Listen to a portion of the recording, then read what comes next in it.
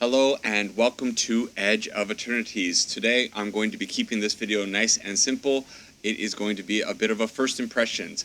In fact, I've been a little bit behind on Edge of Eternities. I have actually not played a single game. The format's been out for about 36 hours or so at this point, but schedule didn't line up very well to the release, and it is what it is. However, I am free today, and now I'm going to be diving into the format, and the first thing that I want to do is just play some Burn, because that's what you do when you get a new format. You don't think too much, you just throw fireballs at your opponent's face.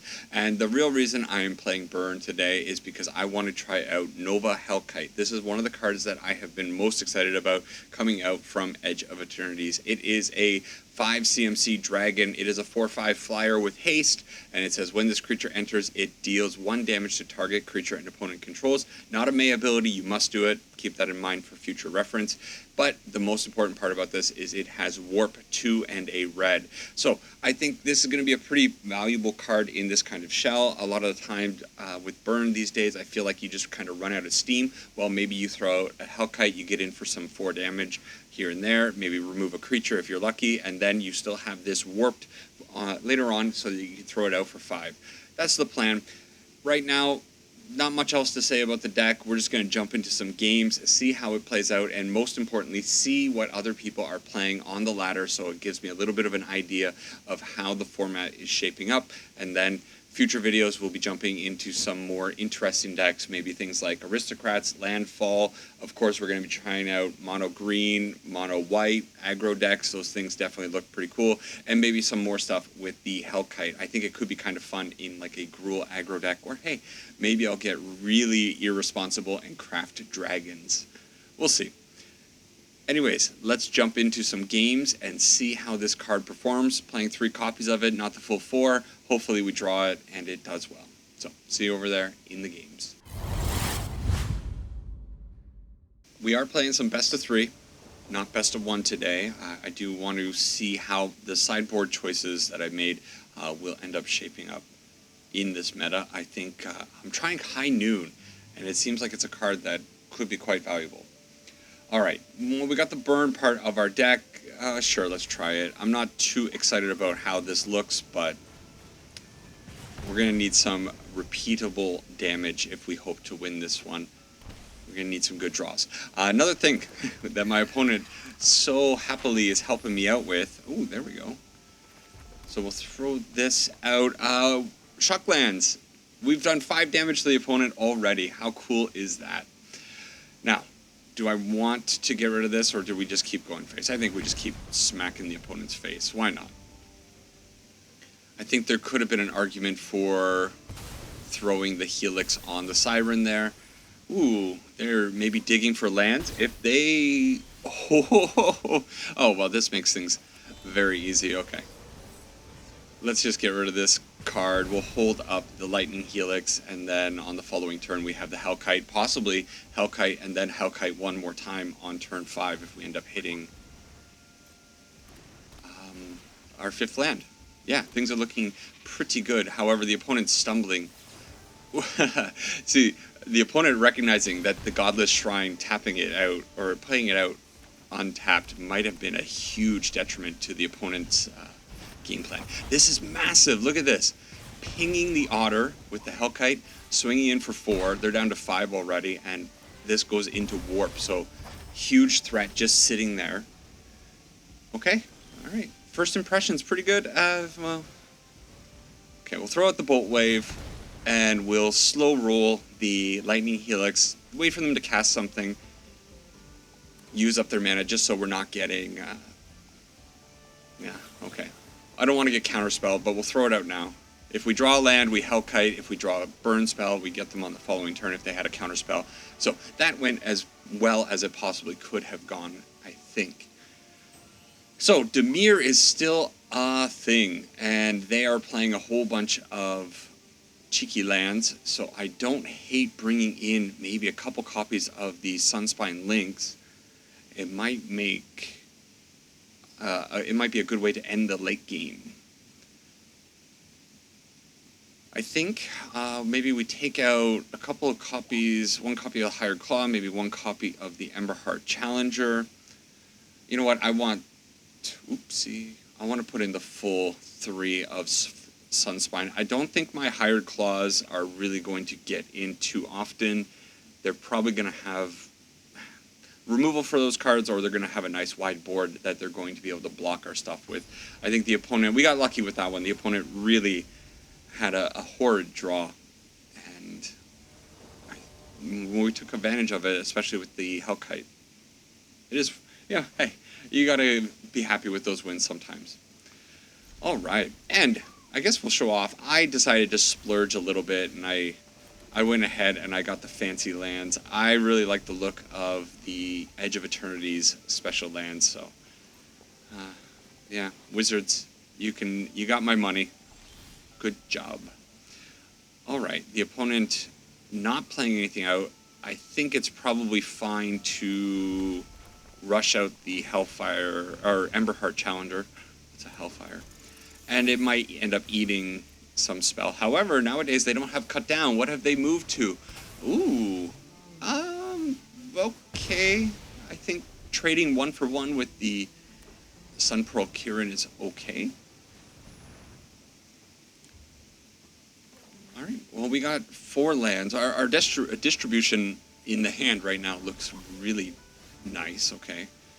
Do I want to just Hellkite while I can? I think. Yeah, why not? Let's get it out. I keep doing the other way. I gotta remember that warp is on the right-hand side. I don't know why instinctively I want to go to the left, but that's fine. Now, we didn't get to take advantage of pinging something. That's fine. Still 4 damage for 3. Not the best rate, but I mean, we want the Hellkite warped out for later. It's just damage that we got in, and then, you know, all of this stuff can just get thrown at the opponent's face. That's cool. Okay, so we're definitely not getting in with creatures. Unless we have that creature. You know what? Let's do maximum damage. We'll shock ourselves. We'll put in the Slick Shot Show Off. We will throw a Bolt Wave at their face, and I think the plan is just no thinking. All at the nose, take them down to 6. We have 5 points of damage in hand. We also have the Hellkite that could potentially get down. They might have some flyers that could make things a little bit annoying for us.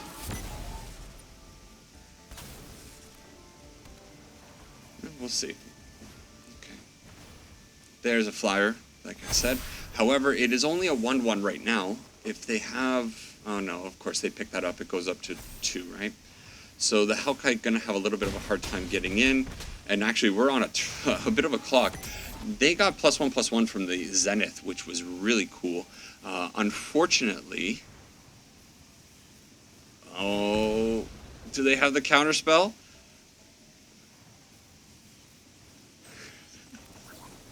I think I just throw it. They might have something. They might have like Oh, they gain life. They gain life equal to that too. But we're real gamers here. And we get to do exact damage. That is about as perfectly drawn up as I could have had it go. Oh my god. I don't think I deserve to win that, but that's the Burn. I love Burn. I've talked about it before. Burn, one of those decks that you always feel like you're top decking, because that you always get your opponent down to that last little bit of health where they just need to die, and it feels like one of these decks that you got to get lucky with, but that's the way it always goes. That's just the way the deck functions. Anyways, let's keep moving on. Game number 2. It's been a while. I have been playing Magic. I've been out and about for the last like 5 days, and of course on the phone I've been playing a little bit here and there. I did the midweek Magic on Wednesday when it came out yesterday. That was the only Magic that I ended up playing yesterday. I've been trolling around for decks, seeing people's theory crafting, seeing just ideas that people are having with this new format, and I've been not playing a ton of Magic. It's been phone related. That's okay. So it is nice to get here and actually start to play something. This card was something that caught me off guard. The Grease Wrench Goblin. It was part of the original creator's deck. This deck is, of course, not my deck. It's something I found online. But this card is really interesting. Being able to discard up to 2 cards and draw that many cards, just like if you're drawing lands late in the game, you could, in theory, make something happen with this goblin. And then it gets a little bit bigger. Also, on top of that, it's a 2/1 for 1. That's a pretty good rate. I mean, that's kind of like peak rate for a lot of creatures. You're not going to find much better stats unless it has a huge drawback. The Cactuar is pretty cool, but it bounces itself back to a hand every time. Things like that. The opponent shocked themselves, which is an interesting thing to do. Oh, okay. So we could attack in, and we do have the Opera Love Song to pump up both of these creatures that could kill the fear of missing out. Otherwise, I guess it's Hellkite, go in. I think if I Hellkite, I put the 1 damage on the fear of missing out, then I can attack pretty freely with... I could attack with everything. Yeah, sure, they can trade with the higher class. Nah, I think it's better just to go this way. They're not going to give me... they might give me the 2/2. Okay. In that case, I'm fine. We get them down to 8. So far, the Hellkite kind of impressing me. I was really... I'll say, honestly, I was a little nervous about spending 4 wild cards on the Hellkite. I just went ahead and crafted it, though, because, be irresponsible, it's fine. But so far, it has been performing better than I expected. Okay, let's just get rid of Tursa. We'll get in with the Hired Claw. We may as well throw the Bolt Wave at their face, get them down to 3 damage, 3 life. And this makes a lot of things lethal. If they don't get rid of the Hired Claw and we draw a Bolt, a 2 damage, a shock, we can get them. We can also get them with a lot of 3 damage spells, so pretty good situation. We also have the Opera Love Song that we could have dug for a card, but hey, when you just draw the Bolt Wave, why not top deck them and throw it at their face? Okay, the opponent. I don't even know what is this. This is Jeskai stuff. It is a graveyard-based deck. It's Abhorrence. So which I wasn't even really paying attention to. They do have the Oculus sitting in their graveyard. So we probably want to bring in the Rest in Peace. It seems prudent to do so. I could also maybe see an argument for bringing in the... People are so greedy with their mana base. I think this right now might be a burn format, at least for the first few days, because people are just going to be loading up with so many greedy things. Let's bring in 2 links just on the top end and get rid of maybe the Hired Claws. Again, I think maybe these are just going to get stonewalled, not really be able to attack in very well. Even the Goblin, I'm not too certain about, but it has that upside, so I want to keep that mostly in the deck. I'm a little lukewarm on the Emberheart Challenger in this deck overall. I think this might be a card that I could end up cutting. We don't really have many ways to activate it outside of the Opera Love Song. So even just having 2 copies, it is a hasty creature, but there's got to be a better choice for a 2 CMC pressure card.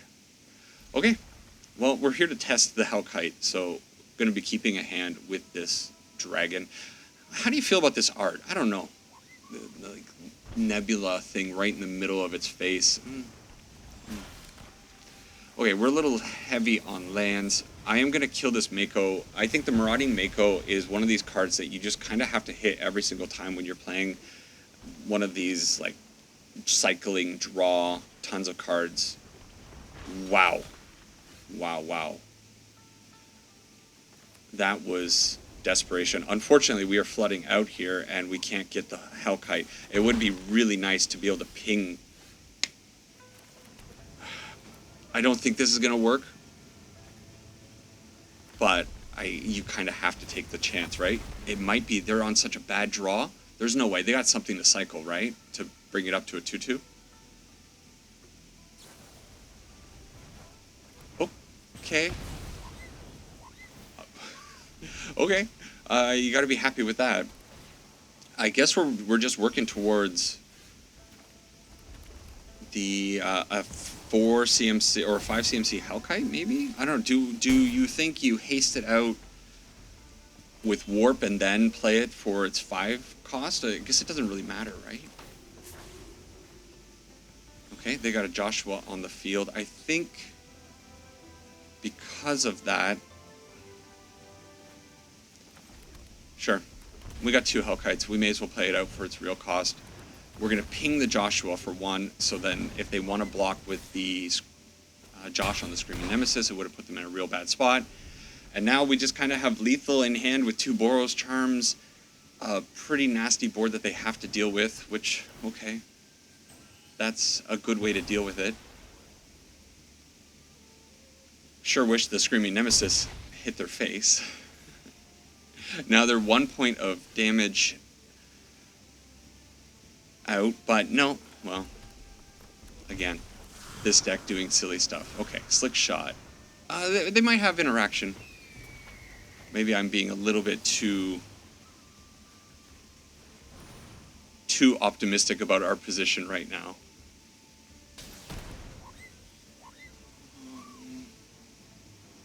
I don't know. What do I do?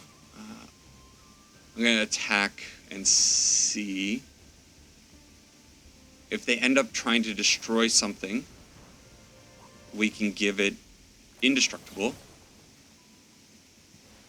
And it's dead. 5 damage, or yeah, 5 from that, 3 there. Whoo! Okay, hey, Burn is operating really cleanly. I don't think these decks that our opponents are playing in the last 2 games were... These are good decks, and this is just plowing through them. Cool. One more. I can't believe how fast these games have gone. This is some of the cleanest running that I've had a new deck perform with. Okay, well, the land situation a little bit sketch, but I think we'll draw into it. We've been doing well with our lands lately. Hopefully no flooding. Just one or 2 more lands will be good. Okay, a Cecil. And a Cecil is a bit of a problem, so I could take it out. That being said, it is also a card that is going to be draining the opponent's life down. So we got to just make sure that it doesn't flip to the life gain side. And if that's the case, maybe I just... What I'm debating is if I put it out for the plot and then try to surprise them with it later. If I do it not plotted, it's going to be a sitting duck. Probably they can end up killing it. But if I plot it, they're just going to have the removal sitting there for it. Now, that is sorcery speed. Perhaps, yeah, the plan was actually to not do it that way. If they hit me one more time, they go down to 9. I want to use one of these Lightning Helixes on the Cecil. I'm just wondering when the best time to do it is. Probably we just let them hit us one more time. End of turn, hit the Cecil with the Lightning Helix. I think this is probably fine. Sure. Okay. So they've done 4 damage to themselves with the Cecil. Oh man, I love this format. There's so many... there are so many ways that our opponents are going to be doing damage to themselves these days. Is this just free? No way. Okay, let's Boros Charm, try to get 1 more point of damage with the Prowess. If they're sitting on... Okay, they do have it. What is a Depressurize? That's a card that I missed. Target creature gets -3, -0 until the end of turn. If that creature's power is 0 or less, destroy it. Okay, well, hey, another Cecil is a bit of a problem for us because now we cannot let that flip. You know what? That was a mistake. That was definitely a mistake. I'm being dumb. I should have let the Cecil hit me one more time. They could have gone down to 6, and then it would have flipped.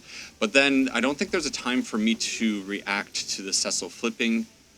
Maybe it was fine to do. But I could have potentially had them in like range of getting lethal, because I had 5 points of damage in hand. They would have been down to 6. But 5 is not... 5 damage is not 6 damage, and that is very important. Okay, we got a Burst Lightning, though, for 4. If we peel Boros Charm, we have used 1 Boros Charm.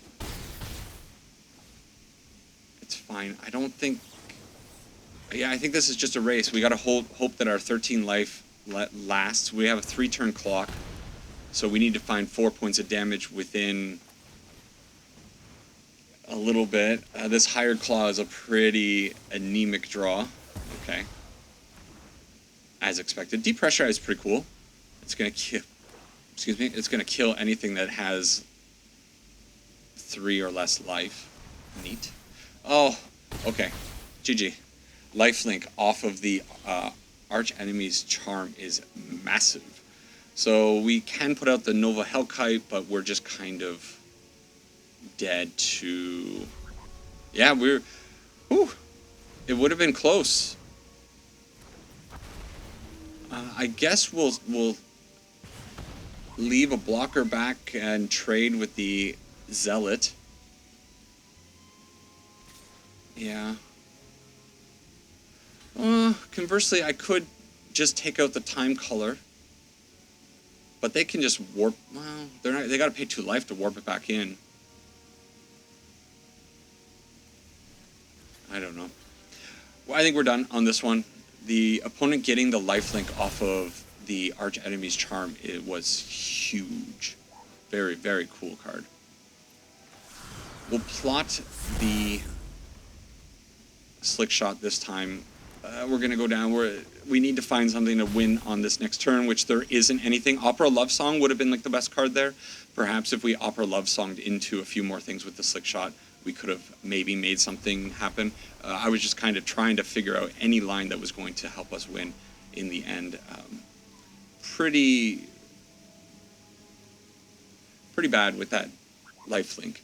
Okay. So, Mono Black Aggro, what are the decks that I am personally looking at? I think Torch the Tower is going to come in because we need to be able to kill the Time Color and make sure it's not coming back. So we want to exile that. I also think maybe the... Oh no, the Sunspine Lynx is going to be pretty bad. Sheltered by Ghost is a option, but I think probably it's going to be too much of a liability. Okay, I think we just need to draw a little bit better and hope that they don't have the lifelink from the Arch Enemy's Charm. That's what it's called, right? Hope I'm not getting that wrong. Maybe we finally met our match. Gregorio. Oh, this is a painful looking hand with 2 starting towns, but I think it's probably fine considering how valuable the Torch Tower could end up being in this matchup. The Slick Shot, I have a feeling, is going to be murdered very quickly. The Screaming Nemesis is also going to die to depressurize. So pretty good stuff from the opponent. I think it's fine to Burst Lightning the Zealot. I'd rather save the Torch Tower. Even though the Burst Lightning can go to face, I think I'd rather save the Torch the Tower for one of their threats that I need to exile, the Warp dude. Just it's for that card. I don't remember what its name is. Deep Cavern Bat is fine. It's lifelink. I think it's worth probably just torching it. We could wait until they take something because we have 2 torches. They're not going to be able to get both of them, but it's fine to do it that way. Okay, come on, red mana source, please. Okay, that's a huge problem. What is this thing? Whenever 1 or more creatures you control deal combat damage to a player, you draw a card and you lose 1 life. At the beginning of your end step, if a non-land permanent left the battlefield this turn, or if a spell was warped this turn, create a 2/2 colorless robot artifact creature token. That's a lot of words. This card just like beats us on its own, right? I need to remove it, and this kind of sucks that I'm using 2 cards on it, but that's way too powerful. Giving them card draw and lifelink. This, again, maybe I didn't pay enough attention to black when I was looking through all the cards during the spoiler season. And there's the color. The color is going to continually get in for some damage. Well, we finally hit a land, but our Screaming Nemesis is absent. So now they have a 7-turn clock. Oh no, it's a lot faster. Did they warp this out? If they did, that's very cool. Okay. And we're also hurting ourselves with the starting town, so things are kind of bad.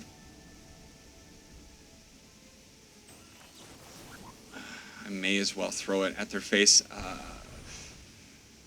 helping them out a little bit. We're actually kind of reducing our life clock by 1 every time we're using these starting towns.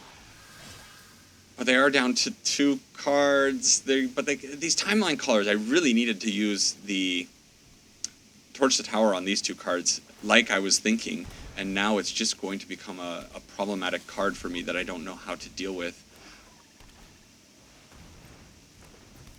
So they can indefinitely warp this card. What a neat card.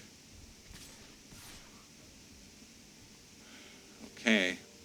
I could Lightning Helix one of the colors. Yeah, I think it's probably worth it, because even though it's not going on their face, it's still going to take them cost 2 damage. Whoa! Okay, well, again, lifelink. This card proving itself to be very powerful against us. They're up to 17. We draw a land. We have a Boros Charm and good game. Oh, the early good game! The early good game from the opponent. They know. This game is very, very finished. What could we possibly draw? There's literally nothing. Timeline color proving itself to be a pretty good card right there. Okay. The opponent, they can have the satisfaction. Are they going to do... I'm not going to... Come on. We're not going to sit here and do stuff. We're done. Mono black. One of the standout decks, I think. You know what? Things have gone so fast, we're going to play probably one more. Seeing a pretty good spread of opponents' decks with my first outing, it's pretty nice that people are experimenting. That being said, the first 2 decks were kind of what you would expect. Oh, we went from Flood hand to a Starve hand, I guess. Is that how you say it? Pretty bad. Okay. What do we throw away? Oh, no. Do we keep our creatures and just hope that they... We'll keep the creatures and we hope that they do something. Is it Screaming Nemesis? Do we actually keep, maybe? No, we'll do it this way. Okay.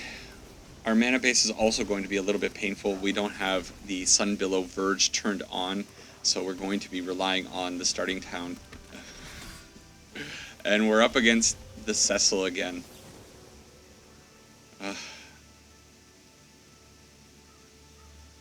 Yeah, we'll just remove it for now and then attack in with the Grease Wrench Goblin. I think if this is another mono black matchup, oh, it's not. Maybe Dimir. Obviously Dimir. Oh no, all of their cards are just standing up to our cards. What is this thing? Azure Beast Binder. Sure, this creature can't be blocked by creatures with power 2 or greater. Whenever this creature attacks up to 1 target, artifact, creature, or planeswalker an opponent controls loses all abilities until your next turn. If it's a creature, it also has base power 2. That's kind of a cool card. Do I need to get rid of this card? I'm not sure. But we'll attack in with the Emberheart. They kindly block for us. And at least we can prowess that up, get it to a 3/3 trade. But now we are empty-handed against opponent's 6 cards. They are probably not going to have any trouble dealing with us. Hellkite. Why do I keep wanting to call it? Nova Hellkite off the top would be a pretty good card. And we end up peeling it. If this can resolve, heck yeah. And they Drowner. Okay. So, do I ping the Drowner or do I ping the Siren?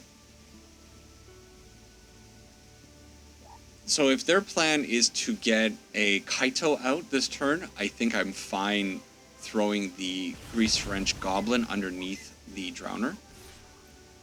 So get in for 4 damage, it goes off into the Warp, and maybe in a future turn we'll be able to get that out one more time. The Hellkite may be really powerful against Dimir. They have a lot of X1s. There is the Kaito. And they are just stunning me up. Yeah, I guess playing out Kaito just as a normal 4 CMC creature is an option. Is it a creature? Are we going to consider it a creature? Whatever, right? Enduring Curiosity pretty much wins the game by itself here. They're going to draw a crap ton of cards. We can't attack in with anything, and we've just drawn dead. So probably just throw it away. I don't really want to suffer through the Curiosity here. Torch Tower can come in, and probably the Lynx. I do like the Lynx against this deck. The Hired Claw seems to be the card that I keep cutting. I think I'm fine with that. Okay. So far, running has been not as good as that. Those first few games is what it is. Let's see if we can bounce back. We were on a mulligan to 5 on that last game, right? Speaking of mulligans, we'll throw another pretty trash hand away. This looks a little bit better. Do I want to keep... I think we throw away the Lynx. It's not going to be relevant right off the bat, and these other 3 cards are pretty good. I'm pretty scared of Cecil, and I don't... speak of the devil. I don't know how scared of Cecil I should be, but I am scared of him. We'll plot out the Slick Shot. Hopefully they tap out, but at the very worst, they are doing some damage to themselves, and we still have the Lightning Helix to deal with it at some point. Screaming Nemesis. Yeah, fine. I feel like anything that we put down right now is going to get hit by something. Do they have the decompression thing? Bitter Triumph, and they take 3 damage to do it. That's cool. So now we absolutely need to get rid of this Cecil, because if it ends up flipping, it's going to be a big problem. They're down to 11, so I guess this is the turn that we gotta do that. Now I think I'm gonna be max greed, right? Yeah. Maximum greed. We attack. They have 1 mana open. That's fine. We're at least going to get the Prowess trigger off here. I don't know if the Slick Shot or if the Lightning Helix is going to resolve. There it is. And now we have a little bit of a problem on our hand. However, we do have a lot of draws. They do still need to do 2 damage to themselves. It does flip and untap. That's fine. So they're down to 6. We have a ton of draws that can get us there. Actually, we don't even need a draw, right? Because we just had the Slick Shot in the sky for... making slight mistakes there. It's okay. It's going to be fine. But forgetting that Bolt Wave is sorcery speed was a little... Could have been bad if we didn't have the other shock. Relax, it's fine. So, Cecil, very scary, but thankfully, I think it helped us quite a bit. Also, the Watery Grave, I'm pretty sure they put it in untapped, so the opponent probably ended up doing about 6 points of damage to themselves over the course of that game. Opening hand looks fine. I think the Lightning Helix is probably one of the more valuable cards. The Nova Hellkite also might be a little cheeky and able to get us a kill on like a Siren or a Flood Pit Drowner, potentially. Okay, lands are fine. We do need to draw them eventually. The Emberheart Challenger probably going to its death, but it is what it is. Whoa! Whoa. Did not expect that. Alright, the Preacher is actually pretty scary here. Whenever this creature attacks the player with the most life or tied, it'll create a 1/1 vampire life-linking token. I don't like that. It's also going to be drawing them cards. The problem is I can't really get rid of it. I could put the Emberheart Challenger... okay, let's see if they block. I think if they want to offer a trade here, I'm fine with that. And if they don't want to offer a trade, I'm also fine.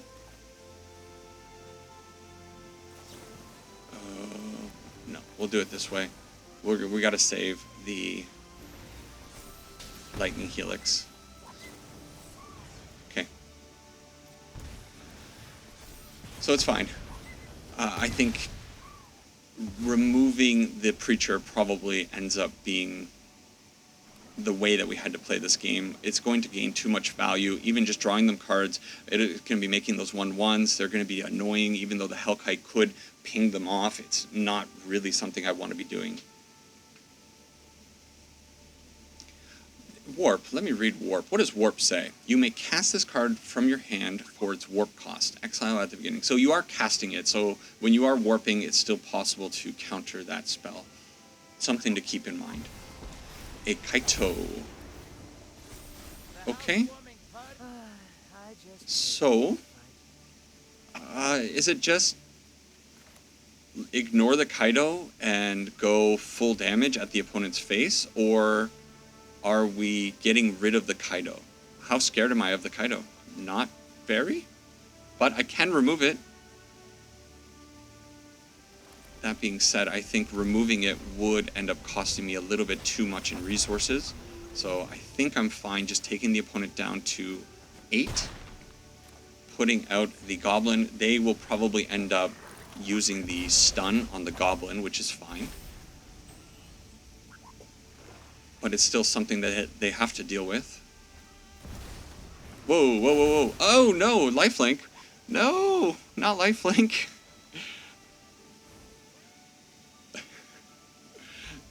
I loaded up this card. I did not read it. When this creature enters, look at your opponent's hand. You may choose a card from it. If you do, that player discards that card and draws a card. Okay. And it has Ward 1. That the Deep Oil Gearhulk is actually terrifying. Absolutely terrifying. We can win with the Plot Bird, whatever it's called, but we miss it. And now I can't actually get rid of the Gearhulk. Uh-oh. So I can Nova Kite out. Nova... Man, I'm never going to be able to say this card. Nova Hellkite. And then attack in for 4. It's basically just blanking the Gearhulk's life gain, but it's putting us in a position where maybe we can take this 6 points of damage and do something with the Hellkite in the air. We are down to 13. Okay. I'll take 8. Ouch. Ouch, ouch. Lifelink, the bane of... Oh yeah, of course they can just stun. And we draw there. Not good. Probably playing out the Verge was a mistake. Do they have a way of untapping the gear? Oh, okay, they have that. Eee. Okay. We only have... We have good damage in hand, but it's not enough.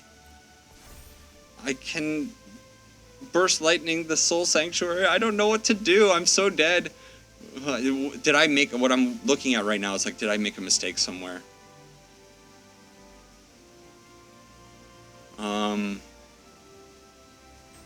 No, there's just nothing to do here, right? They're going to gain life. We're dead on board. So it doesn't really matter, right? Okay. I'm not going to throw away my poor wrench, grease wrench goblin. Oh, they have to shoot the sheriff on top of it all. Okay. So, hey, it is what it is. Lifelink going to be a bit of a problem for any burn deck. And ouch, ouch, ouch, ouch. Okay, cool. We got 4 games in. They didn't take too long, and I'm satisfied with that. Alright, so my first impression of the Nova Hellkite, did say it properly this time, is pretty positive. I think the card did well. When you're warping it out for 3, you're getting it for 4 points of damage, you're potentially removing something from the opponent's board. That ability is a nice little upside, but I think most of the time you're not really going to be able to rely on that. So it's mostly, do you want to pay 3 damage for 4 damage in the air, and then potentially having this on turn 5. I think we didn't really play it out too often on turn 5. In the games where I could have done the turn 5 or 5 mana cast, we had already won those games. And in the games where I was putting it out on 5, where we were just in a losing position, it just really didn't have much impact. So I don't know. I think it does have a place in the deck. I think 3 is the right number. This deck, I think, does have some problems. I probably want to go up more opera love songs. I'm not really feeling the Emberheart Challenger. Well, maybe, you know what, it did do enough. The prowess is important. Prowess is always a nice upside. You know, maybe it was these 2 cards that were actually the weaker part. Something about the deck just felt a little bit too slow or too weak in the end. I think Burn does have a place in the format right now, especially with all the shocks and the self-damage that people are taking. But this particular build of the deck, for me, something seems a little bit off, and I want to kind of look at it and maybe fix something. The Grease Wrench Goblin, I just didn't put enough stock in it with the exhaust ability, because I didn't use it once. In fact, there was an opportunity where I could have discarded a land, but I don't know if that would have really made much of a would have mattered much in the end. I think what I want is to be able to turn on the Screaming Nemesis. I wasn't able to stop the opponent's lifelink often enough, and maybe Sunspine Lynx not being in the main board is a little bit of a problem. Maybe I just need to bring it in more often in these best-of-3 matches, but I did not expect that Deep Oil Gear Hulk, whatever it's called. That thing was a beating for us, but they did have Cecil. I knew that they had access to some life gain, so maybe that's just on me not being proactive enough and bringing in ways of stopping life gain, because life gain is just how this deck loses. In the end, the main reason, though, is testing out the Nova Hellkite. The first impression is pretty positive. I like the card. I'm happy with it. Probably I want to try it in a few other decks and see how it runs, or run more in the Burn deck. Yeah, I think there's a lot of potential with this card, so I'm pretty happy with it overall. I would say don't go ahead and craft it just yet. Of course, give it some more time. In fact, don't craft anything from Edge of Eternities. Just let the streamers and YouTube creators waste their wild cards while you save yours, and then once the meta settles, you can figure out what you want to actually craft. Anyways, that's a lot of rambling. 4 games in, not too bad. Sorry I took a long break there, but it is what it is, and I'm going to try to put out a few more decks. If you made it to this point in the video, I didn't do my normal, hey, subscribe and all that spiel. We'll get to that in a future video, whatever. But what I would like to hear is, what kind of decks are you looking forward to? I have been trolling around the internet, grabbing decks. An Esper Pixie deck looks pretty interesting. With some of the new cards, I think this does have a lot of potential, but it is just a Kaido deck, so it's something that we've seen a lot of already. What else? There's a new mono green. It's not really mono green anymore, but there's a new landfall deck that looks really interesting that I want to try. Of course, Knights. Found this deck. This looks pretty sweet. I think I need to change it up a little bit, but I do like what it's trying to do. This is a Gruul deck that I'm going to try changing a little bit, because I want to try to find another place for the Nova Hellkite. What else do we got? We got mono green. Of course, we want to try out the Frenzied Baloth over here. Sure, fine. And look at one more here. Of course, this deck. Probably this is going to be the next deck. In fact, you should expect me to be playing probably this deck. I like the way it looks, and I'm probably going to end up crafting it and running it through some games later on today, testing it out a little bit. So, actually this deck. Look at this thing. Landfall with the new Tanuk. We have the Vine Lasher over here pinging the opponent. The Ice Till Explorer putting more, giving us the ability to put more lands into the battlefield. There's just a lot going on here. The Saboteur Sabotender also pings when lands come in. So it's just like a deck that's focused on putting lands and pinging the opponent down. So something like this looks really interesting. Whether or not it's actually practical and useful, we'll see. So there's lots of cards that do look interesting from Edge of Eternities. Please let me know what you want to see. Do you want to see some Endstone? What is Endstone? Whenever you play a land or cast a spell, draw a card. At the beginning of your end step, your life total becomes half of your starting life total, rounded up. Sure. Continue. Let's open one more pack. But yeah, let me know what cards you're looking to see. Hey, I'm so glad I opened this. I want more of these so that we can do some mono white weenie stuff. That'll be another one that will be running out very soon. Okay, that's it for this video. Take care for now. Please comment what you want to see and how your Edge of Eternities experience has been going. Bye-bye and take care.